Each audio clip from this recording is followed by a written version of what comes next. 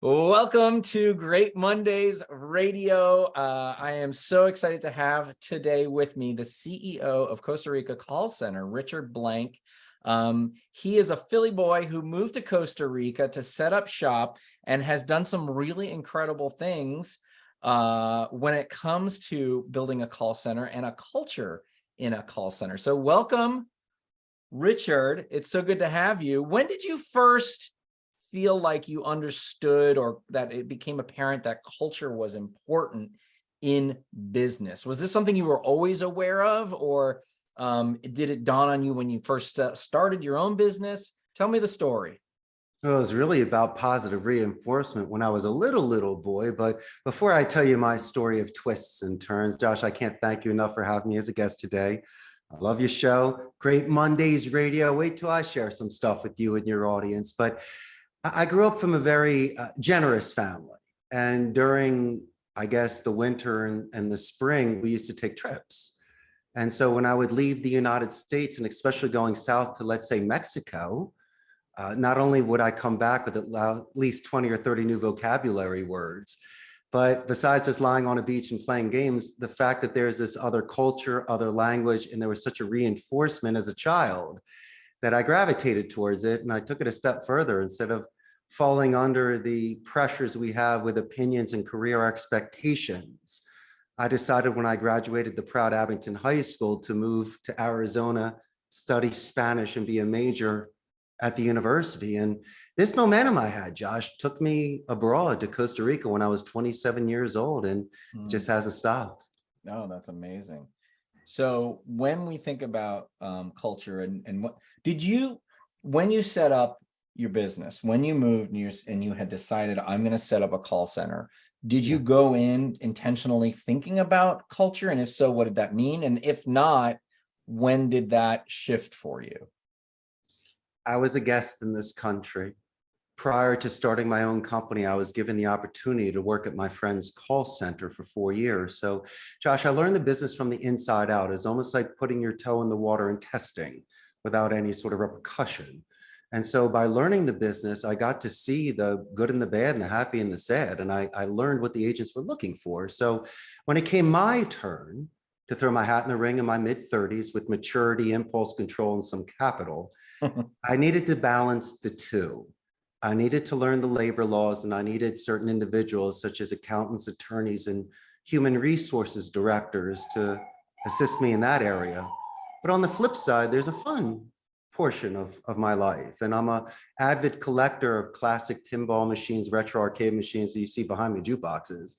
So I wanted recess. I wanted a neutral environment where people could let off steam, recharge batteries, hang out with me, and meet people from other departments, and also my dear friend, to play games that are A, older than they are, and B, that they've never tried before. Virtual pinball on the internet is a lot different than a classic machine that's in front of you. And so I needed that release. I needed that play. I needed that sort of bonding. That was one of the things that gave me an advantage and leverage when competing against the big centers like Amazon, HP, Intel, Oracle, and Sykes Teleperformance. But, you know, by giving someone their dignity, Josh, I think that's cross-cultural. By showing empathy, that's another thing that anybody in any language can understand. And just by being accountable, responsible, showing them that I'm in this to win this. These are things I can express with my mouth closed and any culture could understand. And so I really did things at a small pace, that there were a lot of checkpoints. And I just wanted to make sure that I asked questions prior to doing something to ensure that I wasn't overstepping boundaries and really learning my place in this culture. Call centers, I was just looking up some data. Call centers have some of the highest turnover rates. Oh, yeah. I'm looking at numbers at like 30 to 45% annual turnover. Sure. And that I just knew that before we even got started. I just had that number. And I mean, I didn't have a number, but I had that fact in the back of my head. Like, I know call centers are just, theoretically, leaders of call centers burn through employees. It's just a lot of work. Tell me out of personal curiosity, why is that the norm? Why is that's what's happening you had experience working in a call center for 4 years. Now you run one. What typically happens why are so many people leaving? And how do you specifically confront that? I mean, is that you're just showing a lot of empathy and allowing them to play some pinball games and then they're able to stay longer because of that? It's a little bit deeper than that. First and foremost, Hollywood glamorizes call centers, telemarketing, and sales. So I admire the art. I might not admire the sort of conversion that they're doing. Maybe if you're compromising your ethics, values, or morals, you might quit a job. There's 1,000 ways to earn a dollar. You shouldn't have to do things like that. Secondly, you might not have a quality control department, supervisors, or people that are actually onboarding and ramping you up. Mm. Fear has come from the unknown. So if you're not prepared for battle, of course, you're not going to enjoy it. I also believe that here in Costa Rica, call centers pay more than most vocations. So A, they're getting a return on their investment for their English. And secondly, if you can really have them focus on the art of speech, it makes them a lot more marketable, a lot more self-reliant. Mm. And so these are sort of individuals that can build upon those skills. Now, yes, there is a huge attrition rate. You'll get a rainy Wednesday when a client screams F you on the phone, or you're on the phone for 2 hours and you can't resolve something. Well, that's the price you pay. That's part of the game. But then again, in this industry where you say there's large turnover, I survived. Not only that, I thrived. And just like in the movie Gladiator with Maximus, that one old gladiator found him and taught him how to be a gladiator. And so I have my scars. I've been making phone calls for close to 30 years. I've been doing it in this environment for 2 decades where you have a predictive dialer and a lot more structure and discipline. That can only add the skills.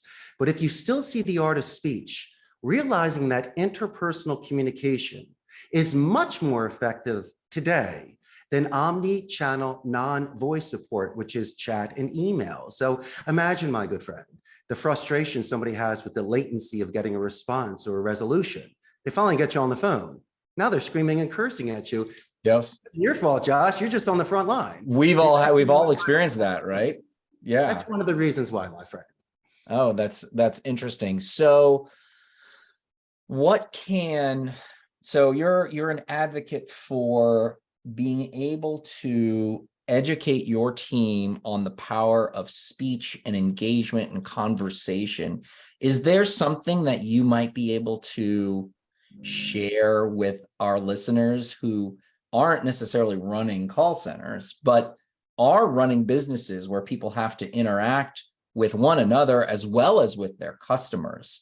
Sure. What have you found to be I know you have decades of experience, so I'm not going to ask you to share everything that you know, but it just struck me, and I didn't give you the question beforehand because I didn't think about it, but it seems to me like this is the core of what your skill is, what you're sharing is this ability to engage with people and teach them how to use their voice and to speak with people, especially in predisposed negative situations where someone's maybe already pissed off.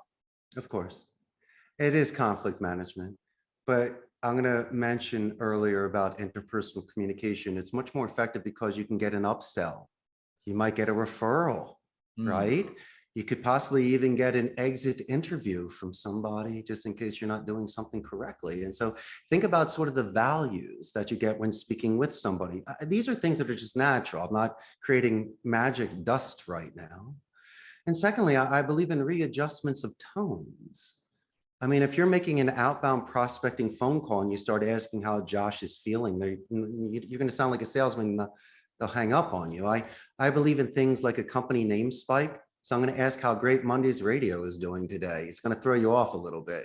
Yeah. And then the gatekeeper is going to ask who you are. You politely introduce yourself, but you show active listening. There's a way to rake questions where you repeat it back to them. You say, hey, Josh, that's a great question. My name is Richard Blank. I mean, there's very easy ways to readjust tones. And I'm going to give you $1 million bit of advice. We call them positive escalations. Prior to being transferred to you from your gatekeeper that I was able to get the pass to pitch, I'm going to let them know prior to the transfer that they were amazing. When the call is transferred, before introducing myself, I'm going to give the gift of letting you know how amazing Jennifer was. So then again, your defense drops from a 10 to a 2. I'm not lying. I'm not manipulating. I'm being normal. All I'm doing is being a little bit different from the 99 other people that are trying to get in and to speak with you. I like confirmation questions. I like checkpoints and tie downs. I like things that make sense or sounds good, right? I like using your name, Josh, for transitional sentences or just tie downs at the end. Remember, personal pronouns such as your and are should give those quarter-second slides to get their attention again, because my good friend, these calls are non-visual. A lot of the stuff that you see is face-to-face, so you can see the sort of clues or micro-expression reading. Yeah. For me, I look for the tell signs when there might be confirmations, when someone is hesitating a little bit too much, or they speak a little bit louder, softer, faster, slower. These are first-time reads. And so I think if you have checkpoints every 30 seconds to 2 minutes, just like the show Get Smart, you won't leave a door open. And people are always wondering why after 20 minutes you don't have an appointment or some sort of confirmation from somebody or an agreement. It's because you were rushing. And I always believe in taking things horizontal and vertical. If you get any sort of interest, stop, drop, and roll. Stop what you're doing, drop the next topic, and roll with what you got. And then why don't you start asking open-ended questions? I'll give you the best example. Josh, do you like ice cream? How about, Josh, what type of ice cream do you like? I'll still get the answer, you love ice cream.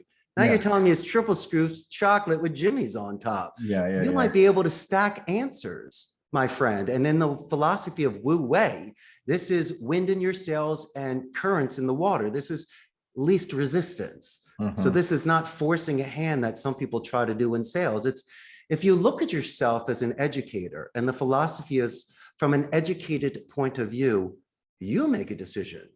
Then I've done everything I had to do. And so once again, you will be able to see that you're moving forward. My good friend, this is what we do here. Methodical, and it seems to work. That's interesting. So you've obviously got a great business. You've invested in this.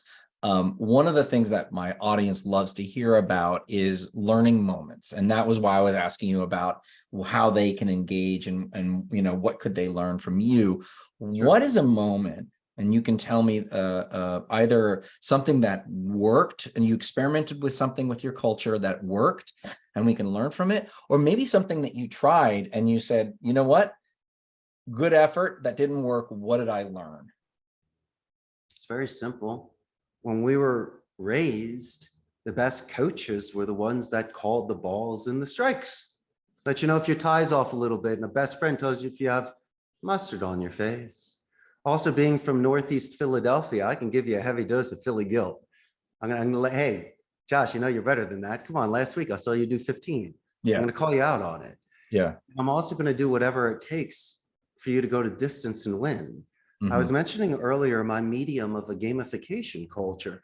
Not everybody plays pinball. Well, if it's not the pinball, then maybe we go outside to get some ice cream, put some water on your face, or if you just want to do it the old-fashioned way, let's pull a recording. Let's sit down. Besides the KPIs, which are our key performance indicators, where you ask qualifying questions, you confirm things. That's what I'm paying you to do, Josh. What I'm looking for is the time you anchor with the client on the phone, when you put the selling aside. I'll give you a great example. Since people are working from home now, there's a chance you could hear a child in the background or a distraction, or let's use a dog. A dog, right? So dog's barking in the background, right? Instead of saying, Josh, I can't hear you, you know, it's killing the call. What I've told my agents to do is inadvertently and passive aggressively do 3 things. They're gonna say, hey, I love dogs. What's the name of your dog? What breed is your dog? How old is your puppy? You know, nice puppy, you know, it's 14 years old. But these are the sort of things where the client understands that you love dogs too, realizing it's time to put the puppy outside. They come back, and it's usually the time when they ask my name again, not in the introduction or the conclusion, but in the body of the phone call. That's when I know I got you. So instead of pushing and shoving and twisting and turning, it's really yours to lose, because if you really want to talk about the #1 connection, that's it. Everything else is secondary. And so we try to find those gems or uncover those things on every single phone call. When I think about culture and I think about call centers, I think about my experience, the experience that I had at Zappos. So Okay, I spent some time at Zappos, not as an employee, but as a guest, a few days at a conference. sure. And I got to spend an afternoon with one of their call center employees.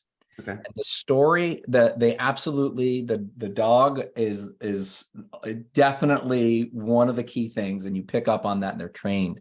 The story I remember is that they had shifted, Tony Hsieh, the CEO, had shifted the incentives Okay. from reduced time on the call to actually maximizing the time on the call in order to create a connection. Because what he was hoping to do is, of course, make a sale, but he wanted to create a loyal and engaged customer. And I wonder if that story, is that something that I just happen to know about? Is that something that you believe in? Is that idea prevalent now? How does that, because he was known for his culture, the way that he engaged. I think he used a lot of the same things that you're using, Richard, which Of is, course. caring and engage. I mean, he just really cared about his employees. And so that to me was a huge flip, that a realization about that. Even before I had met you, even in call centers, you can create a really engaged culture. Yes. When you're pressured to make X amount of calls per hour and all they look at the end of the day are just those numbers, those make sense. I don't expect you to be on the phone call 45 minutes on an average 5-minute talk time. Sure, there's the occasional 15, possibly even 20-minute call that rarely happens. But mostly it's almost like a betting in Vegas. You kind of know what the line is. If the Yes. average is 5 minutes, it could be 2 minutes a quickie, 10 minutes tops. Yeah. And so you give that wiggle room and you look at the conversion ratios, you look at the talk times, how many times they spoke with people. Is it a sort of process where you're building a pipeline, where you need to speak to somebody a second or a third time? Are you taking into consideration, since more people now are letting it go directly to voicemail, or you're doing more of a custom-made voicemail or an email template? Because setting me an email template sucks. But if you just take 2 minutes to go to my website, you'll see I'm from Philly. I collect pinball machines and I have an Art Deco building. That's all you need to write or leave a message on. And I'm going to give you 5 minutes. It's yours to lose. And so to answer your question, make 84 calls a day. Don't give me 100. And give me custom-made emails and voicemails. Take notes from the gatekeeper that are giving you goodies in regards to anniversaries, promotions, or just fun company culture that they're celebrating. And if you want to know the odds, you're just going to separate yourself from others. That's it. And so the odds will be in your favor, at least if they're looking at you. You will be the shining object. And as long as your price point is there and you can show good faith prior to contracts, by all means, you can build a company just like I did. Yeah. What I'm taking away from all this is what you mentioned, which is this principle of active listening, and not just from a philosophical standpoint, but everything that you've said is, I'm hearing you. All the signals are, I know that you do X, Y, and Z. So I've invested in you. I'm learning from you. I'm hearing from you. And to me, I just did an activity with an executive board around active listening because of the power of questions and answers. And when you can really listen and someone feels really heard, that relationship is so incredible, that building of that relationship. And it's something we do all the time. We talk with one another, but if you're just passing them through the hall, then it's like you haven't been able to connect with them, and putting a little more energy and learning the skills that you're talking about, I think is really powerful. I think there's something to it, and you happen to be applying it to a sales center. But in my mind, I think these are incredible skills that every leader should hope to imbue in their employees and their teams. Sincerity, that's how you can get it or not. I'll give you the best example. It's not their fault, but it's practice. It's hedging. When some people say, okay, great, wonderful, you do that on every answer. Maybe the one answer is not positive. I have a law firm that I work with. We do intake coordination. So we deal with people that have wrongful termination lawsuits. So I'm confirming dates with you, where you were fired, what happened. So instead of saying, so you were fired on May 5th, great. That's not great. You should No. say, so Josh, you were fired on May 5th. Is that correct? Yes. Thank you. What's your address? 123 Main Street. Wonderful. No, it's not. It's crack infested. So your address is 123 Main Street. So people need to sell the sizzle when something's positive. Yeah, it's my 10-year anniversary. That's great, Josh, but if it's something that you're not sure, a certain date or certain things that could be questionable, don't hedge. That's lazy. You want to talk about engagement. That is engagement. They're listening, but my brother, it doesn't sound sincere. And so when you repeat the same answer back and forth, it's annoying. So that's why I like to tail end something. I like to capture the end of you like an island and jump to another island so I can bridge it together. Those things work. Yeah. And, I like that. I like when people take meeting minutes. I like military alphabet. And so because some people might have exotic names and the last thing you want is an email bouncing back, and they're always afraid that they're going to be insulting somebody. Actually, quite the contrary. People are too afraid to ask them how to properly pronounce their names because the Latinos, they have their vowels differently. A-E-I-O-U. It sounds a little bit different from A-E-I-O-U. And so I can write words out phonetically for my agents so they can say it properly. They still need to know how to spell it. Yeah. But I can cheat and allow them phonetically to Yes. ensure that it hits so people can understand them. And so you're asking me advantages. These are legal advantages that I'm able to do. But what it's doing is assisting the agent, as I mentioned, for momentum building and self-confidence. And finally, we use a thesaurus because I can immediately readjust the tone. Don't use the word help. Josh, how may I help you? First, people say, how can I help? It's may. How may I help you? I don't want to may help you. Josh, how may I guide you, assist you? How may I lend a hand? There's always ways to adjust it diplomatically, strategically, and power up vocabulary. And also, I believe in falling on swords. We mentioned dogs barking bad, cell connections. Who knows?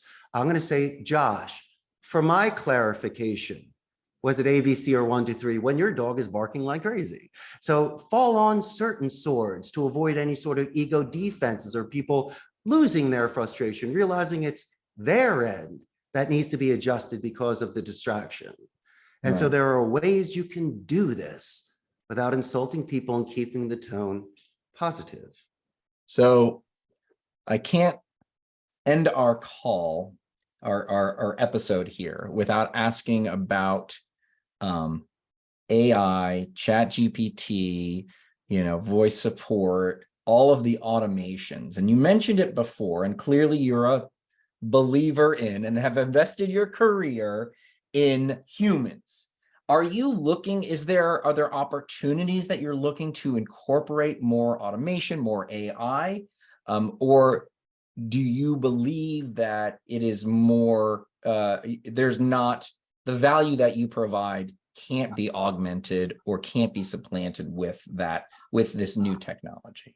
Or maybe it's not either or, I don't know.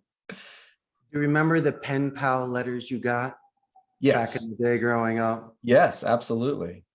You have the undivided attention. You're reading it, but it also could be misinterpreted. And so it's the same thing with AI. People can fill out forms, they can write things, they can say things, but they may not convey really how they're feeling. And so, a lot of the times it's really cures instead of preventions, because people think that they're ahead of the curve and doing AI and that's what people want. Not really. I mean, they do to a certain extent if they don't want to be bothered, but if it's a code red and it's something very sensitive, they really do like to speak with somebody. Myself personally, with my credit card company or with a bank or with my attorney, I'm just old fashioned that way. And it's the kind of thing that allows me to sleep at night. I don't like to feel rushed. And I believe if I'm given the luxury of time, it only gives me a much more stable and comfortable relationship with somebody. It's don't rush me because I work at a certain pace. I understand there may be a sense of urgency, but I shouldn't be shuffled out a door. And I think that a lot of companies today are taking advantage of their clients. They might feel it's inelastic. They don't have a choice or other options. And I think that's terrible. You know, before even landing my first account, I would have given my left arm to do anything in business and to see if I could do it. And so as large as I've grown, it made me even more humble. Not that it could be taken away at any time, just the fact that it was offered to me and my stars were aligned. And so the best business owners are the ones that know people's names, that walk the roads and can dine with their people, break bread with them, understand really where people are coming from. Because the leverage is with the employee. If nobody comes back the next day, you don't have a company. That's right. Exactly. The balance is you really need to figure out. That's right. I think that's exactly right. Amazing. Richard, it's been a real pleasure. Tell the folks out there where they can find more information about you. No, just like yourself, my friend, on your honeymoon, you should buy a first-class plane ticket, come to Costa Rica and come visit me. And I can really show you. But for your audience that's not doing it today, I have an extremely large Facebook fan page, about 113,000. Now, real quick, Josh, I'll give your audience a chance to see the business process outsourcing industry in Central America. We're north of Panama, south of Nicaragua. Only democratic society in Central America, so there's no standing army. They put all that money back into education, so there's a 95% literacy rate here. We have the most neutral English accents, the best infrastructure. We're known for ecotourism, which you know personally. I know it. Medical tourism, and your buddy Richard is here with 1,001 suggestions for you and your amazing audience. And I've had the best time today, man. This was really a lot of fun. Richard Blank, CEO of Costa Rica Call Centers. Thank you so much for coming on Great Mondays Radio. It has been a real pleasure, and I have learned so much. Thank you so much. You're very welcome. Pura vida. Pura vida.